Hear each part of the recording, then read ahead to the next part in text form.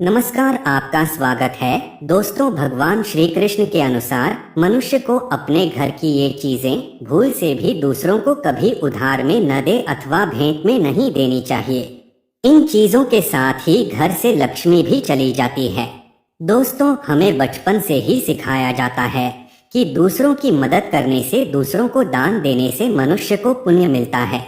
भगवान श्री कृष्ण के अनुसार जो मनुष्य अच्छे कर्म करते हैं उन्हें उसका अच्छा फल ही मिलता है, परंतु कुछ चीजें ऐसी होती हैं जो आपको भूल से भी दूसरों को नहीं देनी चाहिए, क्योंकि ये चीजें अगर आप दूसरों को देते हैं तो इन चीजों के साथ आपके घर की सुख समृद्धि भी चली जाती है, क्योंकि इन्हीं चीजों के साथ आपके घर की शांति, सुख, समृद्धि जुड़ी हुई होती है। अगर ये चीजें आप दूसरों को दे देते हैं तो आपको दरिद्रता का सामना करना पड़ सकता है। विष्णु पुराण में इन चीजों का उल्लेख किया गया है। इन चीजों का संबंध महालक्ष्मी से माना जाता है और हम सभी जानते हैं कि महालक्ष्मी का हमारे जीवन में कितना अधिक महत्व है। जिसे घर पर माँ लक्ष्मी की कृपा होती है वहाँ पर सदैव धन, वैभव, सुख, शांति का आगमन होता है। अगर माँ लक्ष्मी किसी कारणवश रुष्ट हो जाती है तो घर से सुख, संपत्ति और वैभव भी नष्ट हो जाता है। इसलिए आप भी यह ध्यान में रखें कि अपने घर में मौजूद ऐसी चीजें जिनका संबंध महालक्ष्मी से है दूसरों को कभी उधार में ना दे।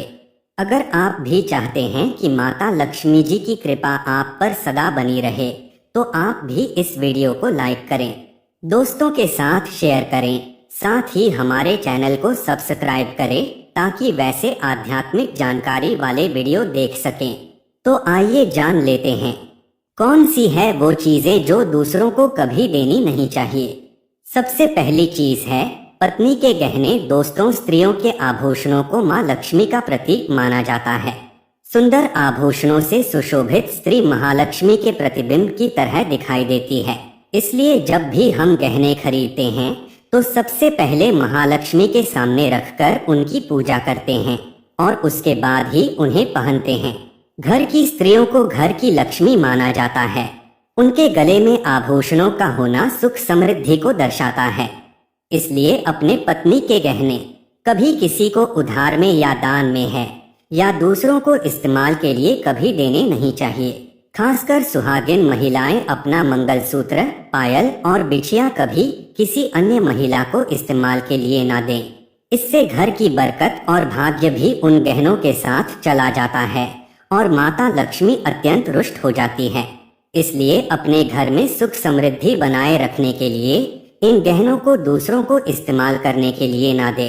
दूसरी चीज है झाड़ू। दोस्तों, झाड़ू जो सफाई के लिए काम आता है, हमारे घर से नकारात्मक ऊर्जा को दूर करता है। वो स्वयं महालक्ष्मी का प्रतीक माना जाता है। ऐसा माना जाता है कि झाड़ू में माँ लक्ष्मी का निवास होता है। इसलिए अपने घर की झाड़ू कभी किसी को उधार में या उपयोग के लिए ना दे। अगर झाड़ू खराब हुई है तो उसे किसी प्रवाहित जल में बहा दें, लेकिन उसे किसी को उधार में ना दे या कचरे में ना फेंके, क्योंकि अगर आपके घर की झाड़ू कोई दूसरा उपयोग करता है तो इसका असर आपके घर की सुख शांति पर पड़ता है। इसके साथ ये भी बात ध्यान में रखें कि दूसरों के घर की झाड़ू का अपने घर में कभी प्रयोग न करें, क्योंकि ऐसा करने से उनके घर की नकारात्मक ऊर्जा आपके घर में आ सकती है।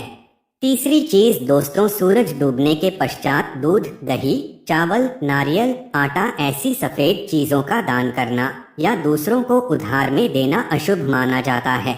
ऐसा माना जाता है कि सफेद चीजों से बुरी नजर जल्दी लग जाती है। इसलिए सूरज अस्त होने के पश्चात अपने घर की वस्तुएं दूसरों को नहीं देनी चाहिए।